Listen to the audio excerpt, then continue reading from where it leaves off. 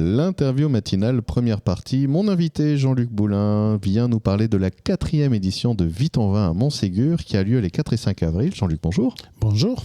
Déjà la 4e édition. Et oui, 2023, nous avons commencé cette belle aventure autour du vin bio, biodynamie et nature. Au départ, c'était un peu nouveau pour notre région, puisque c'est vrai, on est dans une région de viticulture conventionnelle, même si on a beaucoup de vignerons en bio ou en biodynamie. Mais on a rajouté cette couche vin nature.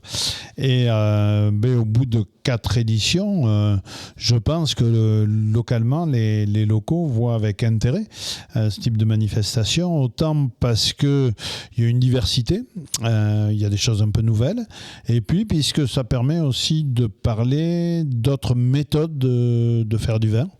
Et dans ces périodes de crise, c'est vrai que même s'il n'y a pas de recette miracle, c'est toujours intéressant de regarder ce qui se passe ailleurs, ça peut donner des idées. Oui, voilà, c'est ça. L'idée, c'est pas de dire faites comme ça. L'idée, c'est de dire voilà, ça existe aussi. Et peut-être ça vous conviendrait, peut-être ça vous permettrait de continuer à produire votre vin et à le vendre. Parce que, évidemment, un salon, c'est présenter des produits et les vendre. Et c'est donc aussi attirer du public, un public fidèle qui revient chaque année. D'ailleurs. Oui, on a une bonne base de clientèle fidèle. Alors un peu les amateurs vraiment de vins bio, biodynamie nature, et puis aussi ceux qui aiment bien goûter des vins d'autres régions, puisqu'on a quand même une variété Alsace, Beaujolais, oui, ça vient vin de Loire, Côte-du-Rhône cette année, Savoie, le Languedoc évidemment, le Roussillon, donc plus tout le sud-ouest, donc on a une belle variété. Et puis on a les locaux aussi qui se sont mis à fréquenter le salon et aussi à découvrir des choses un peu nouvelles, différentes, parfois surprenantes, et puis qui viennent aussi parce que c'est la première grosse manifestation qui lance un peu la saison à Montségur, quoi, en fait. Oui. Voilà, on est début avril, on a eu la chance d'avoir le soleil avec nous pour les précédentes éditions, donc voilà, c'est les premières grosses soirées, repas, etc. Donc plutôt sympa de ce côté-là. D'ailleurs, on va détailler le programme. C'est le mot grosse soirée qui me fait penser, parce que ça, c'est une nouveauté, mais on en parlera plus tard. Tu nous disais, c'est 50 vignerons. Vous êtes monté un moment à 60 et en fait, ça faisait un petit peu trop. Oui, en fait, c'est ça. En première année, on est allé chercher un peu des vignerons parce qu'on n'était pas connus du tout. Oui, c'est ça. Déjà, il faut se lancer, il faut arriver à convaincre. Voilà. Et puis, la deuxième année, on a eu plus de demandes. Donc, on est monté à 60 vignerons. Et là, on s'est rendu compte qu'avec le même nombre de visiteurs, évidemment, chacun travaillait moins. Donc, on a décidé de se limiter à 50. Là, cette année, on sera 51 parce qu'on a eu vraiment pas mal de demandes. Et on a eu plus de 100 demandes de participation, 110 je crois. Ah oui, c'est considérable. Quasiment le double, quoi, en fait. Comment se passe alors on a un jury, en fait. Ouais. Alors, il y a ceux qu'on connaît, il y a les noms aussi, parce qu'on a quand même on a la chance d'avoir des personnes un peu renommées dans le domaine de la biodynamie ou du vin de nature, comme par exemple un vigneron de Beaujolais qui s'appelle Marc de Lienne à Fleury, qui est assez connu, ou là, cette année, le domaine de l'Astrée dans le Bergeracois, qui sont vraiment des belles perles. Donc là, évidemment, on est content de les avoir, on les connaît, donc voilà. Et puis pour les autres, on goûte aussi le vin.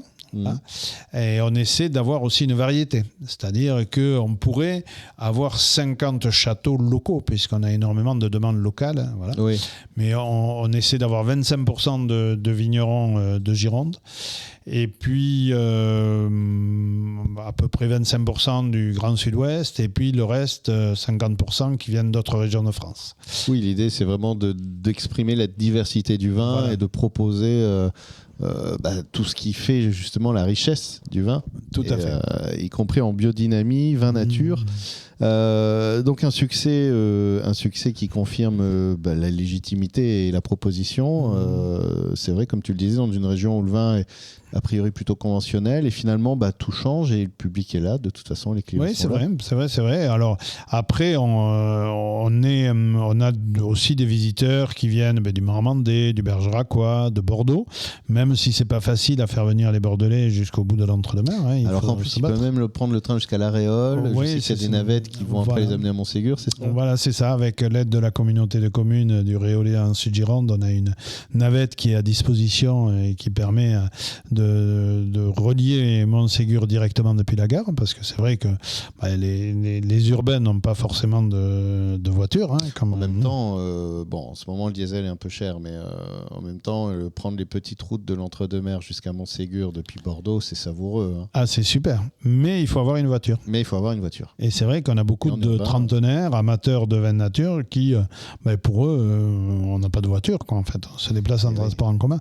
C'est là qu'on voit la grosse différence avec notre milieu rural, où ici, sans voiture... nous, sans voiture, c'est compliqué. Voilà, c'est compliqué. C'est même pas possible, en fait. Voilà. Et c'est pour ça qu'on a mis en place ces navettes qui permettent de pouvoir venir en train. Je pense que c'est normal, en plus, qu'en fait, de donner cette possibilité-là. Tout à fait. On va continuer à détailler. On va faire une petite pause, et si tu veux bien, on va détailler le programme ensuite, puisqu'il y a de bien belles choses ce 4 et 5 avril à Montségur. C'est la 4e édition de Vite en Vin pour ce week-end des vins vivants, puisqu'il y aura évidemment un travail avec le cinéma Eden. Il y aura aussi, je suis en train de chercher mes notes, mais elles sont juste devant moi. Il y a une expo photo, c'est bien ça ? Oui, c'est ça. Il y a également 2 conférences dont on détaillera les sujets et qui ont l'air assez intéressantes. En plus, j'aime beaucoup. On en parlera dans la deuxième partie. Et puis un concert aussi d'orgue et de clarinette, un concert organisé avec la Maid aussi. Oui, tout à fait. Il y a pas mal d'animations. Beau week-end, le 4 et 5 avril.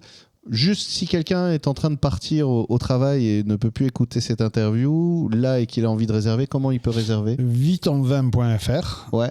Voilà, directement sur notre site internet ou avec nos réseaux Instagram ou Facebook. Il y a le lien direct sur la billetterie Hello Asso.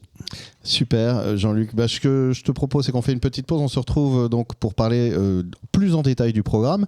Et puis pour ceux donc, qui ont envie d'en savoir plus et qui peuvent encore écouter, rendez-vous à 8h30. Et pour les autres, peut-être vous êtes en train d'écouter le podcast, donc on enchaîne direct. L'interview matinale, deuxième partie, toujours en compagnie de Jean-Luc Boulin. Jean-Luc, donc tu viens nous parler de la 4e édition de Vite en Vin, le salon des vins vivants, et un salon qui est vivant tout court d'ailleurs. Tout à fait. Beaucoup de belles choses, ce 4 et 5 avril à Montségur. Week-end de Pâques, donc c'est l'occasion d'aller faire un tour. Notamment. Tout à fait, surtout que comme le lundi est férié, on peut se lâcher le dimanche soir. Et ça, c'est une nouveauté. C'est une nouveauté, puisqu'en fait, on avait l'habitude de casser la croûte entre bénévoles et avec les vignerons qui restaient à la fin du salon. Cette année, on fait un pain paillé, carrément, avec une pasta, un grand plat de pâtes pour se remettre, et puis toujours les bouteilles à finir. Et donc, c'est un pain paillé qui est ouvert sur réservation à 12 € par personne, et donc on pourra le dimanche soir continuer à festoyer à l'issue du week-end des vins vivants. Sans s'inquiéter d'embaucher trop tôt le lendemain. Voilà, pour la plupart. Tout à fait. Le vin à consommer avec modération, évidemment, on est d'accord, mais ce qui n'empêche pas d'être gourmet et de découvrir des propositions venues de toute la France. C'est une 50aine de vignerons qui sont là. Et il y a un programme autour avec notamment une expo photo. Oui, alors on a Patrice Bacou qui est vigneron aussi dans le Languedoc et prof d'occitan également, et qui a photographié depuis des années le travail à la vigne. C'était ses parents qui étaient vignerons à Cazoules-les-Béziers. Et il a une très très belle expo en noir et blanc et qui sera accrochée sur les grilles de la Halle, et donc ce sera l'occasion de venir pendant 2 jours voir l'expo qui s'appelle Mundo de Viñas, puisque le titre de l'expo est en occitan. Ah, ce qui fera plaisir à Alain Pierre. Tout à fait. Qu'on salue. Coucou Alain. Ensuite, on a également 2 conférences. Alors, je parlais des sujets des conférences que je trouve assez stimulants, intéressants, notamment cette question de la biodynamie au quotidien.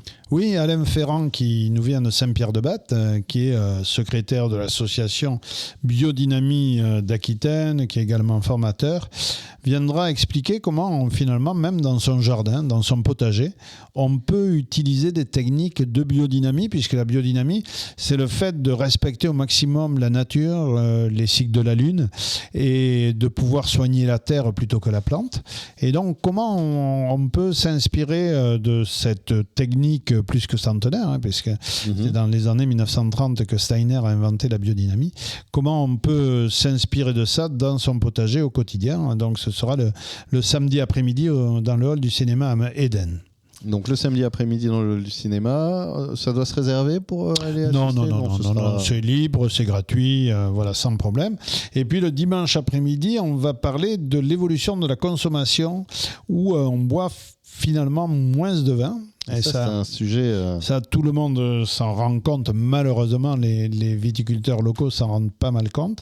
Les jeunes boivent moins de vin et sont sensibles aux produits sans alcool, mais festifs.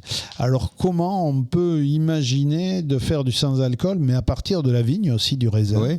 Le verjus, le pétillant naturel, les infusions, etc. Il y a pas mal d'initiatives. Et donc, on va avoir une table ronde avec à la fois des vignerons qui font des nouveaux produits, des cavistes, des jeunes qui expliqueront comment ils consomment aujourd'hui, avec une enseignante du lycée de Vayres qui nous éclairera là-dessus. Ça va être un moment assez intéressant, exploratoire finalement, quelque part, et où on sera vraiment dans l'échange. Donc ça sera le dimanche après-midi, et le dimanche matin, ça c'est traditionnel maintenant, à 10h du matin, on commence avec un atelier de dégustation avec le club de Langon, Tire-Bouchon Attitude, qui ont été champions du monde plusieurs fois, champions de France, plusieurs fois en dégustation. Oui. Et on essaie de les challenger en leur faisant goûter des vins en biodynamie et nature, mais malgré tout, ils se débrouillent bien. Et donc, c'est toujours un moment sympa et intéressant pour se frotter aux techniques de dégustation. Oui, parce que donc un vin nature ou en biodynamie, ou particulièrement les vins nature, ça se déguste, ça se découvre différemment. C'est-à-dire qu'en fait, quand on est dégustateur, on a l'habitude d'avoir des repères à la fois olfactifs, du goût, qui permettent de dire ce goût de fraise, là, je dirais que c'est plutôt un pinot noir et que ça vient du Beaujolais, etc. Et en fait, c'est pas forcément ça avec les vins de nature. On peut souvent confondre les régions, etc. Mais malgré tout, il y a des moyens de s'en sortir. Et donc, c'est assez intéressant dans cet atelier de dégustation. Donc ça, c'est le dimanche matin? C'est le dimanche matin. Ouais. Et puis on a pas mal d'animations musicales également. Et Alors le samedi après-midi, il y a à l'église un concert d'orgue sur l'orgue rénové de l'église, avec une association locale qui s'appelle Orgue et Culture. On travaille toujours ensemble, et qui orgue et clarinette cette année, c'est toujours très apprécié. C'est gratuit également. Le samedi soir, on finira la soirée avec au Café du Commerce, toujours DJ Yann, un after qui peut durer tard. Et puis le dimanche, on aura au Café Le Montseg l'Amams Family, c'est-à-dire ce sont les ateliers de musique actuelle de Montségur faits par l'association Lameid. Et puis en fin de journée, on aura Sing Out. Sing Out, c'est la chorale de Lameid qui a fini en 2024 finaliste de la meilleure chorale de France. Donc c'est une sacrée formation. C'est un gros moment, et qui viendront conclure les choses. Donc ça va être assez sympa aussi, en fait. Puisque c'est vrai que 8 en 20, c'est aussi un moment festif. Voilà, c'est ça l'idée. On va pas faire des bacchanales non plus, mais on n'est plus en Grèce antique, là. On va se calmer un peu. Mais c'est festif, c'est la joie, et c'est ce repas aussi. Donc, ce repas le dimanche soir. C'est un peu le lancement de la saison. C'est les beaux jours reviennent. Ça fait du bien. C'est la première grosse manif à Montségur, donc c'est vrai que c'est pour ça assez sympa. Et puis cette année, comme c'est le week-end de Pâques, on a un chocolatier qui sera sous la halle. C'est vrai. Michael Perales, qui est un chocolatier itinérant. Donc lui, il n'a pas de magasin à tenir parce que le week-end de Pâques, les chocolatiers ils sont un peu occupés. Et il viendra et on pourra acheter un ballotin de plusieurs chocolats que les vignerons auront testé pour faire un accord vin et chocolat. C'est-à-dire, on ira au stand de Sauternes ou de Jurançon et on dira, oui, tiens, pour du vin, pour ce liquoreux, ce sera celui-là. Voilà, celui-là qui va bien avec, ou ce chocolat noir avec ce grenache. Voilà. Donc, expérience sensorielle assez sympa autour du chocolat. Et dans les expériences sensorielles, on refait aussi un atelier jus de raisin pour les enfants, parce qu'il n'y a pas de raison que les enfants ne dégustent pas. Donc, ils peuvent venir sur le stand d'accueil boutique goûter des jus de raisin.